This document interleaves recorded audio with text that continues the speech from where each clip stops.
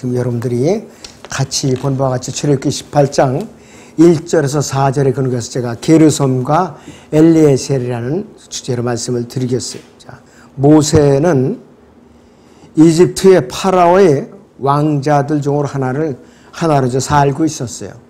그 당시에 파라오 왕이 이 히브리인들이 너무 번성하니까 산의 아이는 무조건 태어나면 다 죽이라고 그랬어요.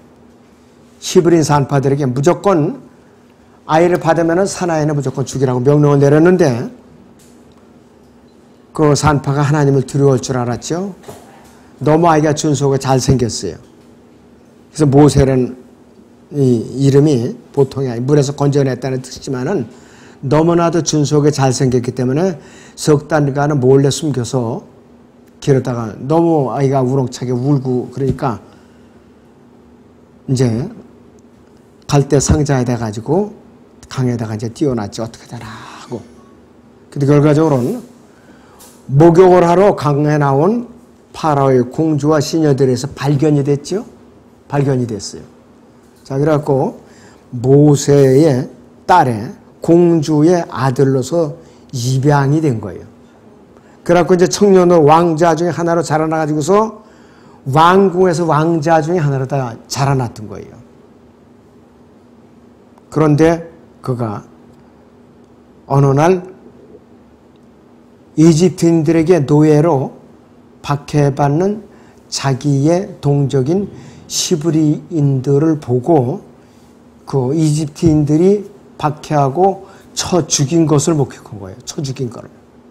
그러니까는 이 모세의 가슴 속에는 히브리인의 혈기가 들끓고 있었던 거예요. 피가 흐르고 있었고 분을 참을 수 없게 때려서 죽였단 말이에요. 그러나서는 그 다음 날은 히브리인들끼리 또 싸우고 있거든요. 이제는 그러니까 이제 말 참견하면서 말리려고 하니까 네가 어제는 이집트인을 죽이더니 오늘은 우리까지 죽이려고 하느냐고 따져보니까 이거 벌써 발각이 됐구나. 벌써 소문이 났구나. 이걸 알아차리고 광야 아래다 피신 온 거예요. 40세에 피신 온 거예요. 그러고 나서 광야에서 두 아들을 낳는데 그것이 게르솜과 엘리에셀이에요. 그래서 이 게르솜과 엘리에셀 이것이 내용이 지금 본문 출애굽기 18장 3절에서 4절에 나오고 또 사도행전 7장 29절에서도 스데반 집사가 회중들에게 설교할 때도 한번 언급이 됐어요. 자, 그래서 성경에서 모세의 아들이 왜 둘이라고 밝히고 있는가? 왜 둘이라고 했는가? 의미가 있어요. 그래서 왜 두 아들을 주었다고 하는 것이 우리에게 무슨 교훈이 있는가 있어요. 자, 대부분이 우리나라 사람들이 드문데 외국 사람들은 아이의 이름을 지을 때 보통 자기의 감정이 들어가거나 자기가 이루지 못한 소망을 연상해 갖고 아이 이름을 지어줘요. 우리나라 사람들도 있어요. 저기 예수님 믿는 사람들 중에도 예수님과 관련된 이름, 성경에 나오는 이름하고 관련해서 아이들 이름을 지어줘요. 그런 사람들 상당히 있어요. 그래서 모세의 두 아들도 모세가 이름을 지을 때에 그 당시에 자신의 감정을 드러낸 것이에요. 첫째 아들을 보니까 하나의 이름은 게르솜이라고 부르고 있어요. 게르솜.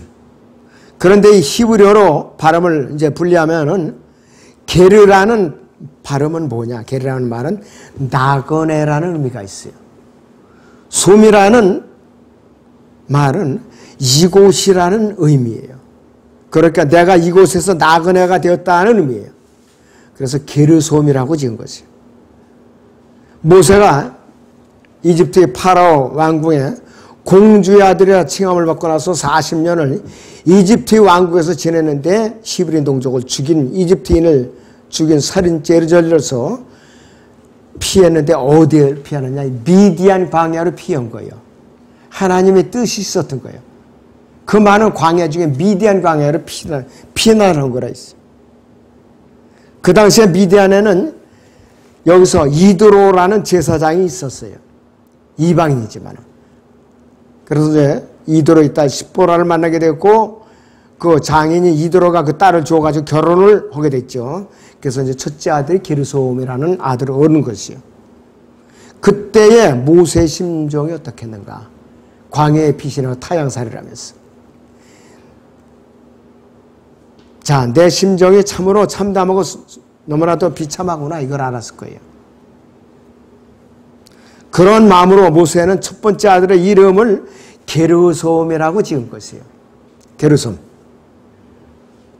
자, 그래서 두 번째 아들의 이름은 엘리에셀이라고 지었거든요.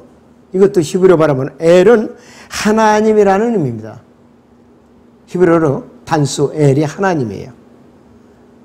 그리고 또 리는 뭐냐? 나이라는 의미입니다. 히브리어로. 나의. 에셀은 돕는 자라는 의미예요. 그래서 엘리에셀은 나의 하나님은 돕는 자라는 의미입니다. 나의 하나님은 돕는 자라는 의미예요. 자, 그런데 이 에셀이라는 말은 사무엘 선지자가 필리스테와 전쟁을 벌였을 때에 승리했을 때에 미스파와 센사에 돌을 세우고 지금까지 하나님께서 도와주셨다고 해서 에벤, 에셀, 즉 도움의 돌이라고 하는 데서 이제 처음으로 한번 사용이 됐어요. 그래서 모세는 둘째 아들 이름을 나의 하나님은 돕는 자시라는 의미에서 엘리에셀이라고 둘째 아들을 갖다가 이름을 지은 것이에요. 엘리에셀의 이름을 둘째 아들이라고 지은 것입니다.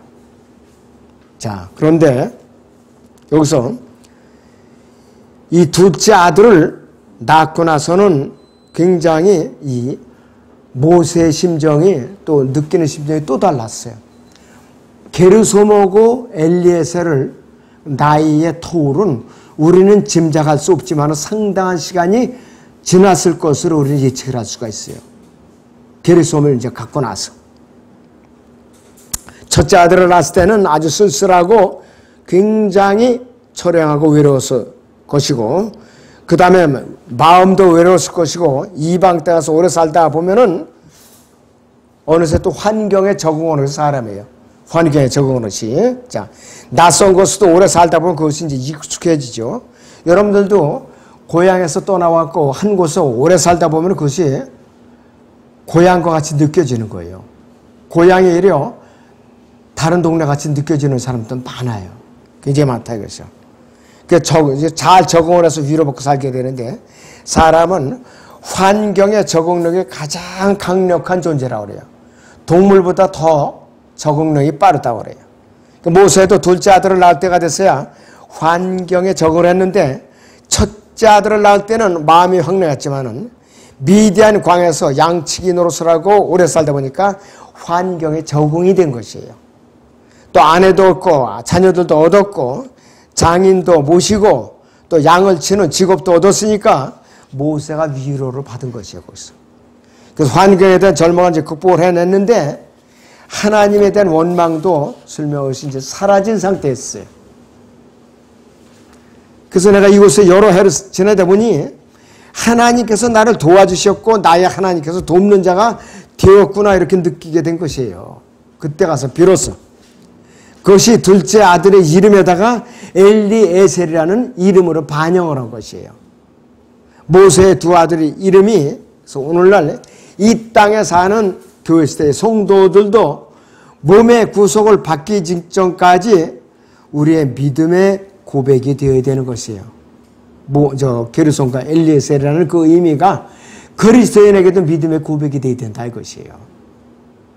자, 첫째는 우리는 현재 이 시대의 그리스도인들은 이 세상에서 타국인이요 순례자의 생활하고 있는 것이에요. 자, 신실한 그리스도인은 내가 이 땅에서 나그네가 되었구나 하는 게르솜이라고 하는 말이 우리의 믿음의 고백이 되어야 되는 것이에요. 우리는 이 세상에서 타국인이요 순례자입니다. 이 세상에서 정착한 사람들이 아니에요. 우리는 이 세상에서 영원히 살 존재도 아니에요. 그래서 우리는 타국인이요 순례자로서 사는 것이라는 인식을 분명히 가지고 그렇게 고백하며 살아야만 되는 것이에요. 그런데 짐승과 사람이 다른 점이 있어요. 짐승은요 여러 가지 면에 차이가 있는데 나그네 의식이라는 것이 없어요. 왜? 짐승은 양심이라는 것도 없고, 또 짐승은 여러 가지로 인간과 다른 것이 있어요. 짐승은 자연환경 속에서 그저 누울 때가 있고 먹을 것이 있으면은 그것으로 그냥 편안하고 만족하는 것이. 또 짐승이 고양이 그리워서 눈물을 흘렸다. 이런 얘기 누가 들어봤는가? 없지요. 그리고 짐승은 고양이에 대한 그림도 없죠. 그 대자연 자체가 짐승의 고양이고 돌아갈 본향의 짐승은 없어요. 자기가 들어오는 거처는 있어요. 근처에. 그런데 예수 그리스도께서는 마태복음 8장 20절에서 여우들도 굴이 있고 공중의 새들도 보금자리가 있지만 인자는 자기 머리 둘 곳조차 없노라. 이렇게 말씀을 하고 있어요. 저희는 예수님을 따라가는 사람들 아니에요. 그러니까 우리가 이런 똑같은 마음을 가져야 되는 거예요. 똑같은 마음을. 여우는 동굴 하나만 있으면 잠도 자고 먹기도 하는데 공중의 새들도 처마 밑에서 비가 올 때 잠깐만 피하면 되는 거예요. 먹이를 찾아서 하루 종일 날아다니는 거예요. 그러나 예수 그리스도께서는 인자는 자기 머리 둘 곳조차 없노라고 말씀하셨어요. 이 세상에서 예수님께서는 공생에 30여 년 동안 머리 둘 곳조차 없은 분이에요. 예수님께서는 철저한 타국이녀 순례자로 사셨죠. 여우와 공중에 사는 나그네 의식이 조금도 없지만 예수 그리스도께서는 철저히 타국이녀 순례자로서의 나그네 의식을 가지고 사셨어요. 성경에서는 신실한 그리스도의 삶을 타국이녀 순례자라고 말씀을 하고 있는 거죠. 우리 믿음의 선배들도 모두 타국이녀 순례자로서 살았던 것이에요. 우리도 똑같이 따라가야 되는 것이. 바울이 나를 따르는 자가 데려오라는 건 뭐냐? 너희도 나와 같이 타국이녀 순례자로 따라오라 이 뜻이에요. 바로. 자, 거기 히브리서 11장 13절인데요. 같이 보죠. 시작. 이들은 모두 믿음 안에서 죽었으나 모두가 그 약속들을 받은 것은 아니로되 멀리서 그것들을 보았고 확신하여 소중히 간직하였으며 또 이 땅 위에서 타국이뇨 순례자라고 고백하였느니라. 이렇게 말씀을 하고 있어요. 믿음의 선배들 뿐만 아니라 여러분들도 똑같이 그 뒤를 따라서 지금 달려가고 있는 것이에요. 그래서 이들은 다 믿음을 따라서 죽었고 약속을 받지 못했고 그것들은 멀리서 보고 환영하면서 타국이뇨 순례자라고 고백하면서 인생을 마감한 사람들이에요. 그렇기 때문에 이 세상 환경에 너무나도 만족하고 잘 적응을 하고 이 세상에서 참 행복을 누리고 평안하고 기뻐하는 사람은 우월한 사람도 아니고 우수한 사람도 아니고 이 세상에 철저히 만족하고 본향을 향하는 나그네 의식 아예 없는 사람이에요. 이 세상에 뿌리를 내는 사람을 말하고 있는 것이에요. 짐승과 같이 야수성을 가진 사람이라고 표현합니다. 이건 무지막지한 무서운 말이에요. 인간의 본성은 본향에 대한 그리움이 있는데 본향에 대한 그림이 없는 것은 정상적인 그리스도인이 아니에요. 정상적인 그리스도인. 인간의 마음속에는 영혼을 사모하는 본능이 있는 것이 영혼을 사모하는 본능. 이 땅에 살면서도 여기는 내가 살 곳이 영혼이 살 곳이 못 되는구나. 내가 돌아가는 본향이 따로 있구나. 내 본향은 어떤 곳인가. 이런 마음에 대한 본향에 대한 그림이 있는 것이 정상적인 그리스도인의 마음이에요. 자, 독일에는 하임베라는 말이 있어요. 하임베. 이건 뭐냐 이것이. 집을 그리워하는 데서 오는 마음의 고통이라고 그래요. 독일어로 하임베라는 말은 집을 그리워하는 마음의 고통이라고 해요. 독일은요, 독일 국가는 특징이 있어요. 1000년, 2000년 살다가도 본국으로 돌아가면 그대로 받아줘요. 그대로. 우리는 살는 동포들 있죠? 4세부터는 받아주질 않았잖아요. 노무현 정부 때 법을 세워갖고 처음에는 1세, 2세만 받아들였거든요. 그 다음에는 이제 3세까지도 허용이 됐어요. 4세까지는 아직 허용이 안 돼요. 안 돼요. 근데 독일인들은 1000년이 지나도 2000년이 지나도 타국에 살다가도 무조건 들어와서 살겠어 하면 무조건 그냥 받아주는 거예요. 본국으로. 그런 특색이 있더라고요. 그 나라는. 우리는 본향을 그리워하는 마음이 고통이 있어야 정상이에요. 그래서 본향으로 돌아갈 고통이 없는, 느끼지 못하는 사람은 여우나 공중의 새나 다를 바가 없어요. 짐승과 똑같다 이것이 바로. 그래서 우리는 인생의 목적과 방향을 설정할 때에도 마땅히 이 세상에서 타고 있는 순례자로서의 의식을 가지고 살아야 되는 것이에요. 자, 여기서 우리는 두 가지 질문이 나올 수가 있죠. 첫째는 내가 무엇을 위해서 살아야 되는가 이거예요. 단순히 먹고 마시고 살 수는 있죠. 그런데 우리가 살 때는 방향이 있고 목적이 있어야만 되는데 나는 무엇을 위해서 살아야만 되고 또 인생을 마감해야 되는가 그것을 생각하면서 살아나가야 되는 것이죠. 이 악한 현 세상에서 지위와 현세의 만족을 위해서 살 것인가 아니면 영원한 세상에서 영원한 행복을 위해서 내가 본향에 대한 그림을 갖고 살 것인가 이러한 문제가 있고 또 이 문제에 있어서도 타국인으로서 순례자로서의 의식을 반드시 갖고 살아야 되는 것이에요. 그래서 이 악한 현 세상이 아무리 재미가 있고 아무리 행복하고 아름다울지라도 지나가는 나그네에 불과하다는 것이에요. 잠깐 스치는 그림자처럼 지나갈 뿐이는 것이에요. 아무것도 아니에요 이것은. 자, 우리는 분명한 목적을 가지고 일을 해야 되는 것이에요. 또한 일을 하되 이 세상을 위해서 일하지 말고 본향을 위해서 일하는 자세를 가져야 되는 것이에요. 우리는 그림자를 붙들고 살지 말고 실체, 본향이라는 우리의 실체를 붙들고 살아야 되는 것이에요. 그럴 때는 우리 하나님의 왕국과 그분의 의의를 먼저 구할 줄 알아야 되죠. 자, 마태복음 6장 33절을 보죠. 성경. 오히려 너희는 먼저 하나님의 왕국과 그분의 의의를 구하라. 그러면 이 모든 것은 너희에게 더해 주시리라 그랬어요. 자, 하나님의 왕국과 그분의 의의를 먼저 구하라 그랬어요. 그래야 필요한 모든 것을 더해준다 이것이.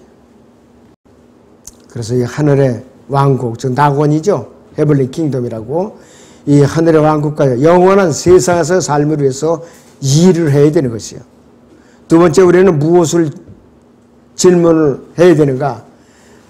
내가 돌아갈 본향이 있는가 없는가? 여러분들은 분명히 있어요. 없는 사람은 구원받지 않은 사람이에요. 이 질문이 나와야 되는데 우리 인생에서 타국이냐 순례자로 삶을 살고 있기 때문에 언젠가는 우리는 돌아갈 본향이 있어야 된다 이것이에요. 이 문제가 심각하게 생각해 봐야 돼요. 자, 우리 혼이 하늘 왕국에 들어갈 낙원에 돌아갈 본향에 돌아갈 소망이 확실하게 있는가? 그것이 없으면 내 구원 문제를 다시 점검을 해봐야 돼요. 우리는 최소한 이 문제만큼 정확하게 명확하게 해결하고 살아야 돼요. 명확하게. 만약 그 확신이 없다면은 지금 당장이라도 예수 그리스도를 주와 구세주로 영접하고 성령으로 거듭나서 예수 그리스도의 피로서 혼의 구속을 받아야 돼요. 이것이 해결돼야 내가 하늘에 있는 본향으로 돌아갈 자격이 주어지는 것이에요. 그 이전까지는 해당이 안 된다 이거예요. 이 길만이 본향을 준비하는 유일한 길입니다. 어떤 거? 내가 거듭나서 구원받는 거. 이것이 본향을 준비하는 첫 번째 기초공사예요. 바로. 자, 사도행전 4장 12절에서는 그러므로 다른 이에게는 구원이 없나니 이는 하늘 아래서 우리가 구원을 받을 수 있는 다른 이름을 인간에게 주신 적이 없음이라고 말씀을 하셨어요. 그리고 요한복음 14장 6절에서는 예수께서 그에게 말씀하시기를 나는 길이요 진리요 생명이라 나로 말미암지 않고는 아버지께로 올 사람이 아무도 없느니라. 우리의 본향의 셋째 하늘에 아버지께로 올 사람이 아무도 없느니라. 예수 그리스도라는 문을 통하지 않고서는 그 구원의 문을 통하지 않고는 하늘 본향인 하늘 보좌 좌정에 계신 하나님을 만나러 갈 본향이 없다 이거예요. 참 심각한 문제죠. 자, 두 번째는 우리는 하나님은 우리를 돕는 분이세요. 책망만 하시는 분도 아니고 벌만 주시는 분이 아니라겠어요. 모세가 이제 상당한 토를 두고 둘째 아들의 이름을 이제 나서 엘리에셀이라고 지었어요. 나의 하나님은 돕는 자시라는 의미인데 우리가 모세가 첫 아들을 낳고 둘째 아들인 엘리에셀을 얼마간의 토를 두고 시간 간격을 두고 낳는지는 우리는 알 수는 없었지만은 상당한 시간이 흘러갔을 거예요.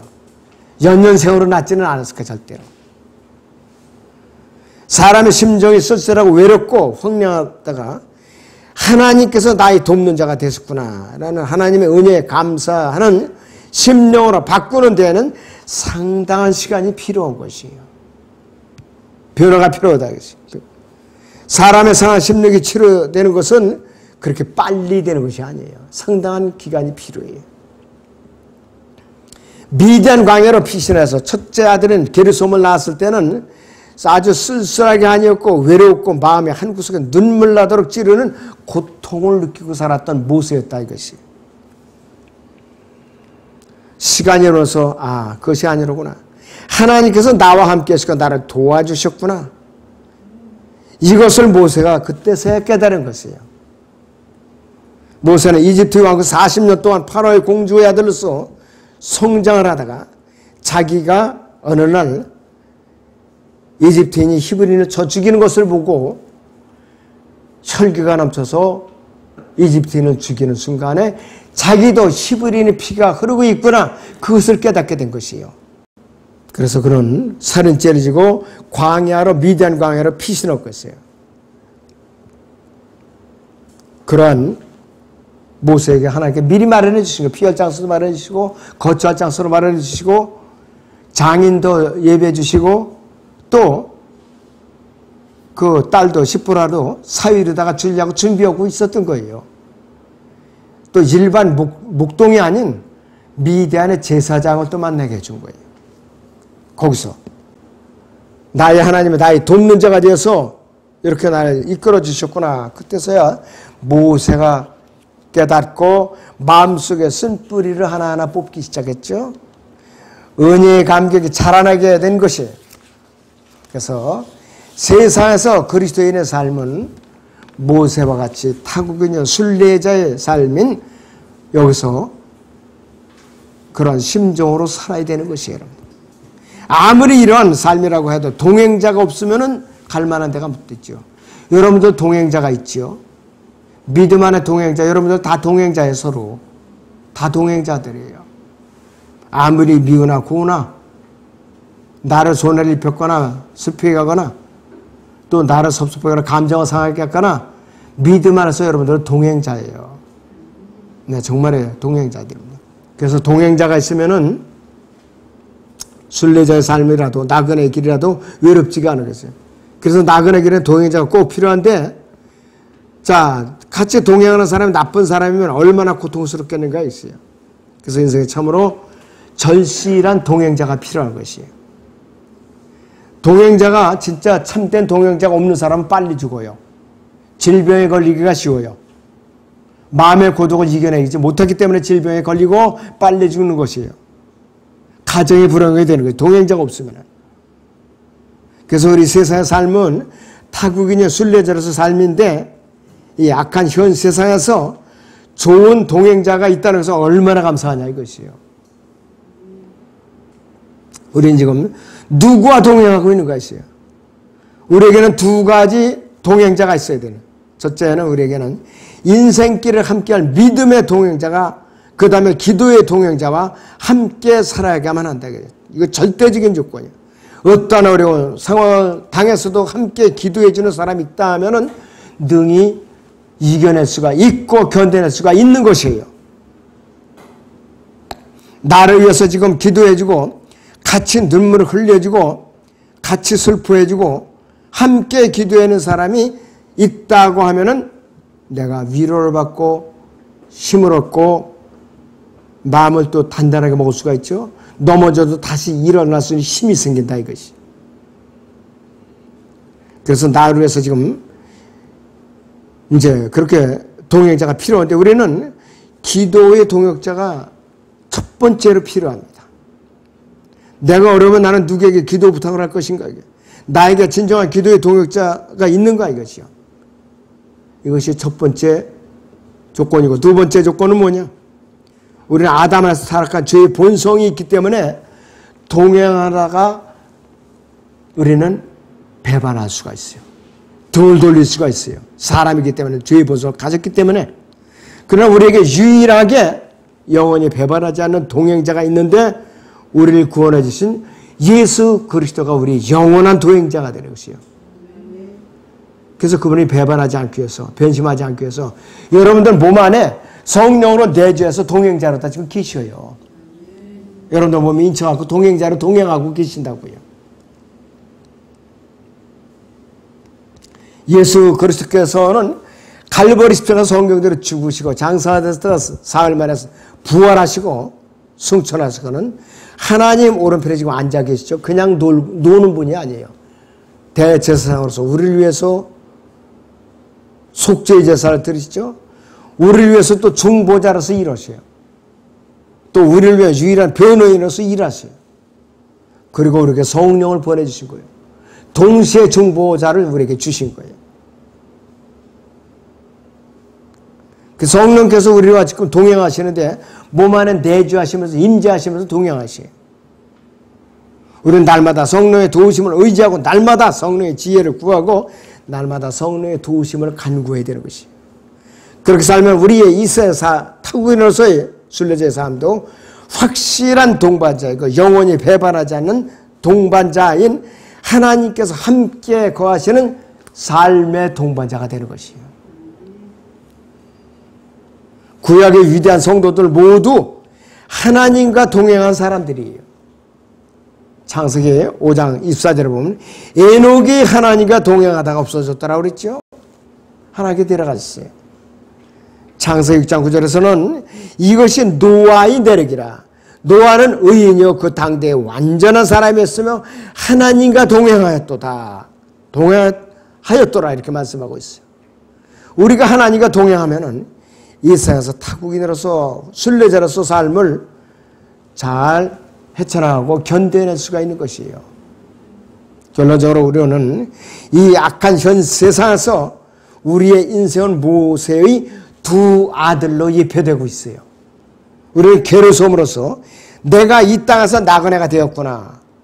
이 땅에서 타국인자 순례자가 되었구나.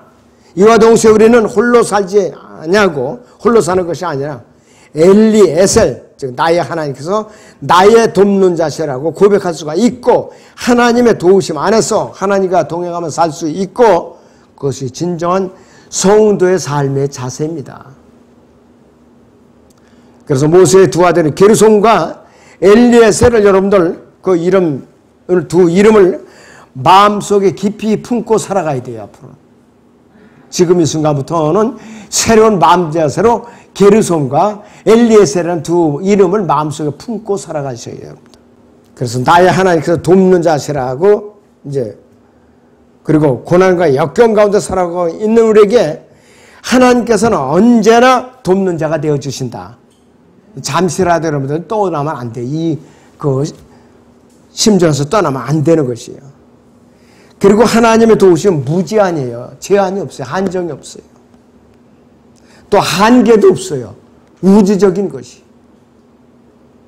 오늘 하나님의 무제한적인 도우심을 받고 날마다 이 도우심을 체험할 필요가 있어요. 필요가 있는 정도가 아니라 절대적이에요. 우리는 주 예수 그리스도께서 우리를 공중으로 데리러 오시는 그 순간까지 몸의 구속을 받는 그 순간까지 이 세상에서 매 순간마다 날마다 성령님과 동행하면서 타국인과 순례자로서 삶을 변함없이 살아야 됩니다. 아무쪼록 여러분들이 게르솜과 엘리에셀 이 두 이름을 마음속에 깊이 새기시기 바랍니다. 기도하겠습니다.